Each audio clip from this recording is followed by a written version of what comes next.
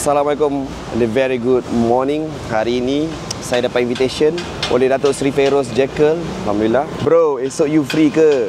PMX buat groundbreaking Masjid Madani Jekyll 9.30 AM. Jom join. Masya Allah. Terima kasih Datuk Seri Feros. So I am here. Alhamdulillah. Kita nak tengok majlis pecah lot Masjid Madani Jekyll, kawasan Masjid India ni. Kita tengah tunggu kedatangan PMX lah. So insyaAllah mana tahu dalam tempoh 2 bulan kita ada 2 video dengan PMX. Yeah, let's go.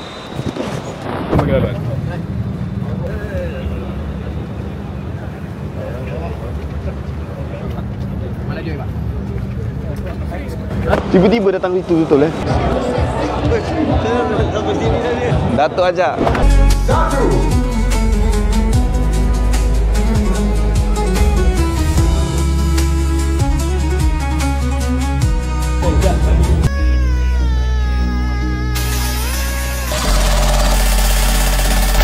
Masjid dia one of a kind. Walaupun dengan space yang kecil, dia buat masjid tu jadi 4 tingkat. And then architecture dia, design dia apa? Orang yang design yang buat menara 118.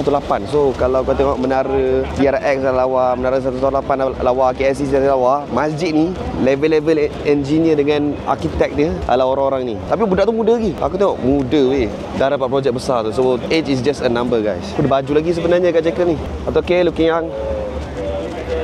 Tak tahu macam mana dia boleh kekal awet muda. Dia memang nampak muda lah Datuk K. So masjid dia akan macam ni guys. Dia betul-betul tapak kuil tu. And then dia akan naik 4 tingkat. Kebiasaan ada masjid yang buat multi level. Tapi bukan semua level tu diguna pakai, betul tak? Yang ni 4 tingkat ni boleh buat solat.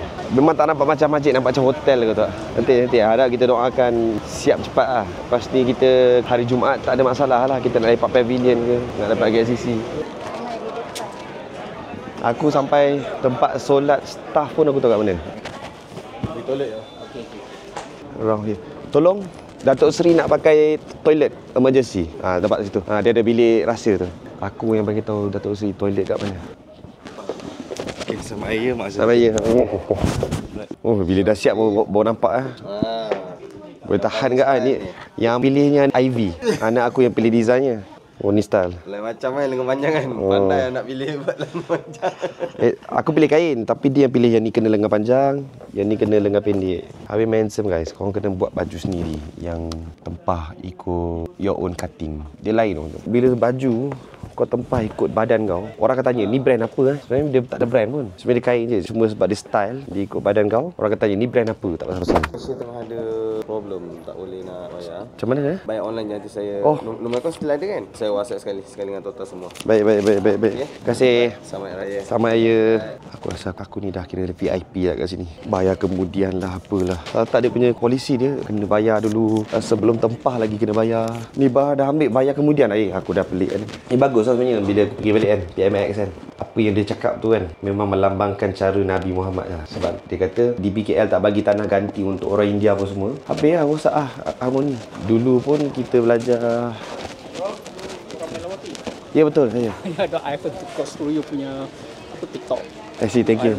Alhamdulillah dapat juga kita saksikan a great moment dalam sejarah kita Malaysia. Alhamdulillah first time kita dapat lihat satu isu yang sedang berbolak-balik atas isu politik dan atas kerakusan ahli-ahli politik yang tak fikirkan keharmonian kaum dan juga kestabilan landscape politik Malaysia. Ada yang cuba laga-lagakan. Alhamdulillah dengan kebijaksanaan dan juga pengalaman yang ada dekat Perdana Menteri ke-10 PMX Datuk Seri Anwar Ibrahim, kita dapat selesaikan isu antara Jekyll dan juga kuil ini dengan aman, sentosa, harmoni. It's not an easy thing to do, you know. Alhamdulillah. Dengan everyday kita tengok orang push.